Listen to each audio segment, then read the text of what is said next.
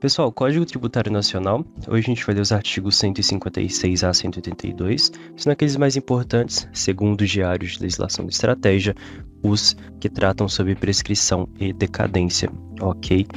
Pois bem, artigo 156 extinguem o crédito tributário, o pagamento, a compensação, a transação, a remissão, a prescrição e a decadência, a conversão do depósito em renda, o pagamento antecipado e a homologação do lançamento, nos termos do disposto no artigo 150 e seus parágrafos 1º e 4º, a consignação em pagamento, nos termos do disposto no parágrafo 2º do artigo 164, a decisão administrativa irreformável, assim entendida definitiva na órbita administrativa, que não mais possa ser objeto de ação anulatória, a decisão judicial, passada em julgado, e a dação em pagamento em bens imóveis na forma e condições estabelecidas em lei. Parágrafo único. A lei disporá quanto aos efeitos da extinção total ou parcial do crédito sobre a ulterior verificação da irregularidade da sua constituição, observado o disposto nos artigos 144 e 149. Artigo 157. A imposição de penalidade não ilide o pagamento integral do crédito tributário. Artigo 158. O pagamento de um crédito não importa em presunção de pagamento, quando parcial, das prestações em que se decomponha e quando total, de outros créditos referentes ao mesmo ou a outros tributos. Artigo 159. Quando a legislação tributária não dispuser a respeito, o pagamento é efetuado na repartição competente do domicílio do sujeito passivo. Artigo 160. Quando a legislação tributária não fixar o tempo do pagamento, o vencimento do crédito ocorre 30 dias depois da data em que se considera o sujeito passivo notificado do lançamento. Parágrafo único. A legislação tributária pode conceder desconto pela antecipação do pagamento nas condições que estabeleça. Artigo 161. O crédito não integralmente pago no vencimento é acrescido de juros de mora, seja qual for o motivo determinante da falta, sem prejuízo da imposição das penalidades cabíveis e da aplicação de quaisquer medidas de garantias previstas nessa lei ou em lei tributária. Parágrafo 1º. Se a lei não dispuser de modo diverso, os juros de mora são calculados à taxa de 1% ao mês.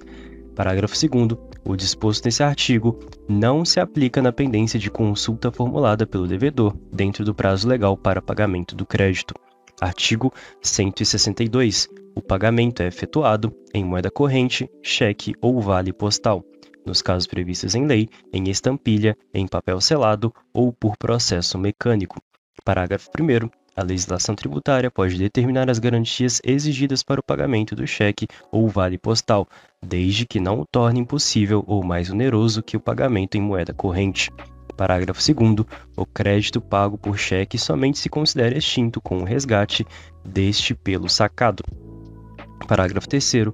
O crédito pagável em estampilha considera-se extinto com a inutilização regular daquela, ressalvado o disposto no artigo 150. Parágrafo 4º.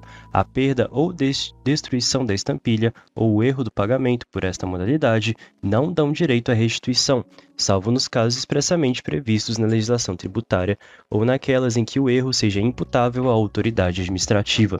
Parágrafo 5º. O pagamento em papel selado ou por processo mecânico equipara-se ao pagamento em estampilha. Artigo 163. Existindo simultaneamente dois ou mais débitos vencidos do mesmo sujeito passivo para com a mesma pessoa jurídica de direito público relativos ao mesmo ou a diferentes tributos ou provenientes de penalidade pecuniária ou juros de mora, a autoridade administrativa competente para receber o pagamento determinará a respectiva imputação, obedecidas as seguintes regras na ordem em que enumeradas. Inciso 1. Em primeiro lugar, aos débitos por obrigação própria e, em segundo lugar, aos decorrentes de responsabilidade tributária. Primeiramente, as contribuições de melhoria, depois as taxas e, por fim, aos impostos, na ordem crescente dos prazos de prescrição e na ordem decrescente dos montantes. Artigo 164. A importância do crédito tributário pode ser consignada judicialmente pelo sujeito passivo nos casos de recusa de recebimento ou subordinação deste a pagamento de outro tributo ou penalidade ou ao cumprimento de obrigação acessória, de subordinação do recebimento ao cumprimento de exigências administrativas sem fundamento legal, a da exigência por mais de uma pessoa jurídica de direito público de tributo idêntico sobre um mesmo fato gerador. Parágrafo 1º. A consignação só pode versar sobre o crédito que o consignante se propõe a pagar. Parágrafo 2º. Julgada procedente a consignação, o pagamento se reputa efetuado e a importância consignada é convertida em renda. Julgada improcedente, a consignação no todo ou em parte, cobra-se o crédito acrescido de juros de mora, sem prejuízo das penalidades cabíveis. Artigo 165. O sujeito passivo tem direito, independente de prévio protesto, à restituição total ou parcial do tributo, seja qual for a modalidade de seu pagamento, ressalvado o disposto no parágrafo 4º do artigo 162, nos seguintes casos: cobrança ou pagamento espontâneo de tributo indevido ou maior que o devido em face de legislação tributária aplicável, ou da natureza ou circunstâncias materiais do fato gerador efetivamente ocorrido.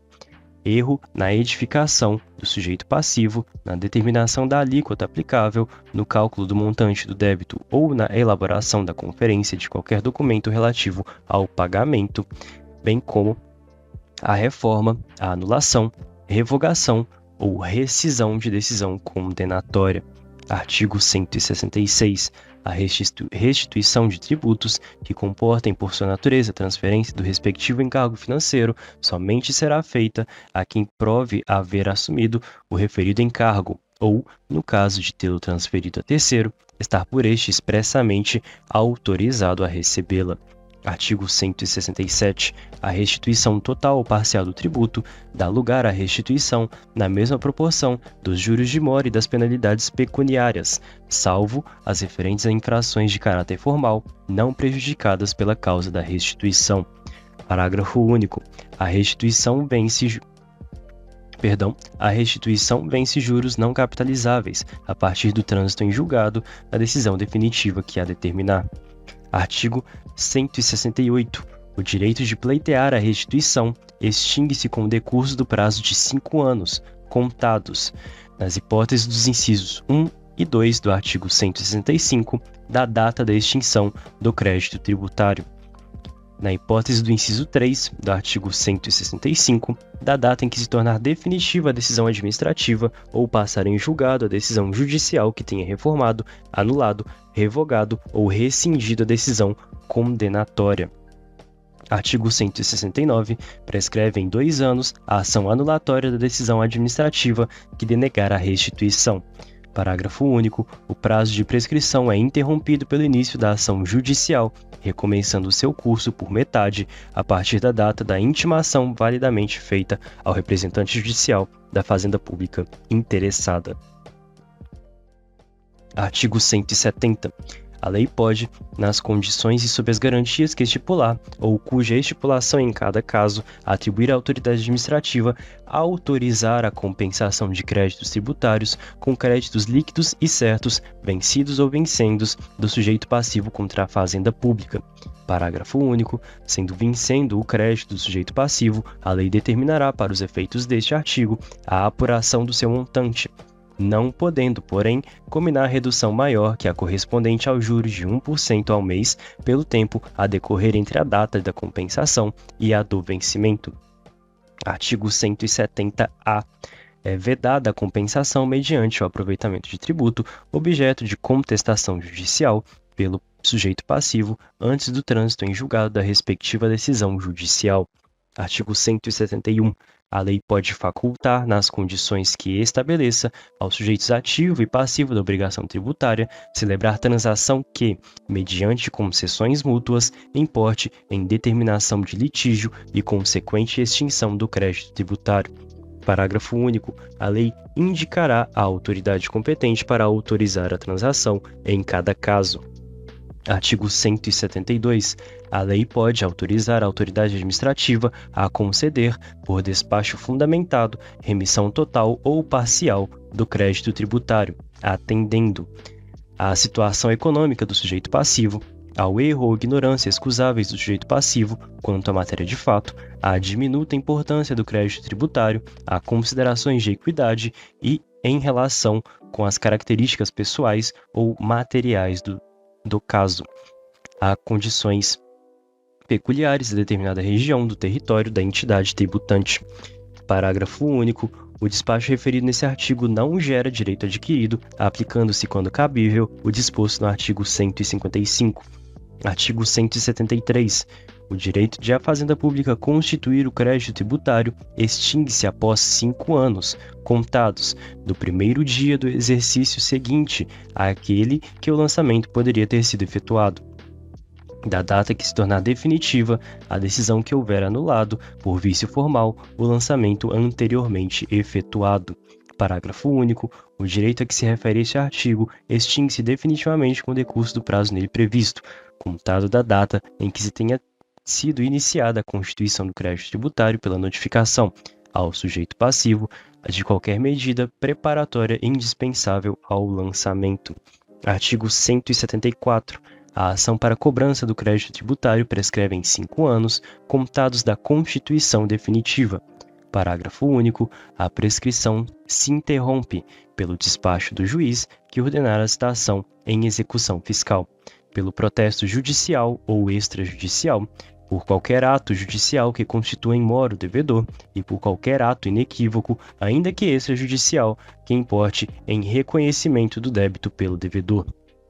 Artigo 175. Excluem o crédito tributário, a isenção e a anistia. Parágrafo único. A exclusão do crédito tributário não dispensa o cumprimento das obrigações acessórias dependentes da obrigação principal, cujo crédito seja excluído, ou dela consequentes. Artigo 176. A isenção, ainda quando prevista em contrato, é sempre decorrente de lei que especifique as condições e requisitos exigidos para sua concessão, os tributos a que se aplica e, sendo o caso, o prazo de sua duração. Parágrafo único. A isenção pode ser restrita a determinada região do território da entidade tributante em função de condições a ela peculiares. Artigo 177.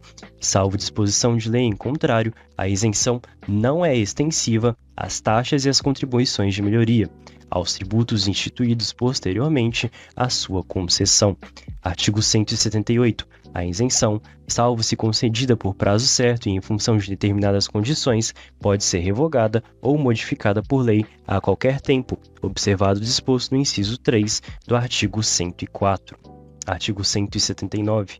A isenção, quando não concedida em caráter geral, é efetivada em cada caso por despacho da autoridade administrativa, em requerimento com o qual o interessado faça prova do preenchimento das condições e do cumprimento dos requisitos previstos em lei ou contrato para sua concessão. Parágrafo 1º. Tratando-se de tributo lançado por período certo de tempo, o despacho referido nesse artigo será renovado antes da expiração de cada período, cessando automaticamente os seus efeitos a partir do primeiro dia do período para o qual o interessado deixar de promover a continuidade do reconhecimento da isenção. Parágrafo 2º. O despacho referido nesse artigo não gera direito adquirido, aplicando-se, quando cabível, o disposto no artigo 155. Artigo 180. A anistia abrange exclusivamente as infrações cometidas anteriormente à vigência da lei que a concede, não se aplicando aos atos qualificados em lei como crimes ou contravenções e aos que, mesmo sem essa qualificação, sejam praticados com dolo, fraude ou simulação pelo sujeito passivo ou por terceiro em benefício daquele. Inciso 2. Salvo disposição em contrário, as infrações resultantes de conluio entre duas ou mais pessoas naturais ou jurídicas. Artigo 181. A anistia pode ser concedida em caráter geral ou limitadamente às infrações da legislação relativa a determinado tributo, às infrações punidas com penalidades pecuniárias até determinado montante, conjugadas ou não com penalidades de outra natureza, a determinada região do território da entidade tributante em função de condições a ela peculiares, sob condição do pagamento de tributo no prazo fixado pela lei que a conceder ou cuja fixação seja atribuída pela mesma lei à autoridade administrativa. Artigo 182. A anistia, quando não concedida em caráter geral, é efetivada em cada caso por despacho da autoridade administrativa em requerimento com o qual o interessado faça prova do preenchimento das condições e do cumprimento dos requisitos previstos em lei para sua concessão. Parágrafo único. O despacho referido nesse artigo não gera direito adquirido, aplicando-se, quando cabível, o disposto no artigo 155. Esse foi mais curtinho. Finalizamos, então, mais uma atividade do Diário de Legislação. E obrigado por acompanhar até aqui.